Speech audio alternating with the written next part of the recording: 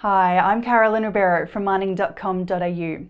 Over the course of the year, we've seen some key themes affecting commodity markets: the inflation crisis, China's slow recovery post-COVID, and the global energy transition.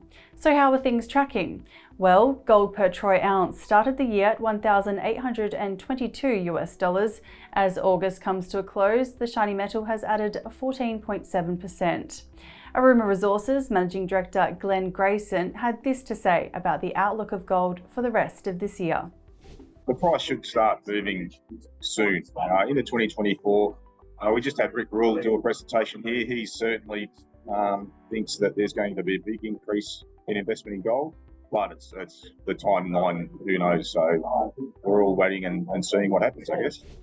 Battery-grade lithium carbonate traded in China has been in free fall since November last year, but picked up towards the end of April and has since remained above the 2.5-year low. While Trading Economics reports low demand for key battery manufacturers, as the world ramps up electrification initiatives, there's concerns miners won't be able to keep up with demand for the battery metal. One explorer entering the race to lithium production is Astute Metals in Nevada. Back in June, the company's General Manager of Exploration, Matt Healy, had this to say about exploring in the US. Lithium exploration in the US is very well supported by the federal government at the moment. They're looking to establish a domestic supply chain for lithium batteries, and that goes right from the mining, processing, manufacture, right through to recycling of batteries. And it's not just, we're supporting this sort of thing. There's actually some really quite direct assistance, and as an example is ASX listed Ioneer. They've got a lithium boron deposit in Nevada, and the federal government's tipping in a loan to Ioneer, $700 million US, to help get their Rhyolite Ridge project off the ground. So there's some real direct support that the federal government is providing. Uranium has hit a yearly high at US $58.50 per pound. That's a 17.7% increase for the year. The volatile commodity has leapt higher on supply risks from sanctions against Russia's nuclear fuel supply, and more recently, a coup in Niger.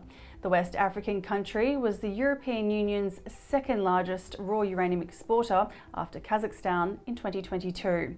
It comes as Europe enters its cooler months when nuclear power plants ramp up, given the natural cooling water bodies facilitate production. Deep Yellow is exploring for uranium on Aussie soil. When asked how important it is for uranium projects to get off the ground, the company's Managing Director and CEO, John Borshoff, said this. Well, you got to look at it in a context that there is going to be a shortage of good deposits to mine. There is a phenomenal growth in commitment to nuclear now, and this shortage, the whole zero emission quest. The more EV cars that put out, the more electricity that's needed, and the only one that can produce substantial electricity with zero carbon emission is nuclear. There's no doubt about that. And that's our Commodities wrap. Thanks for joining me.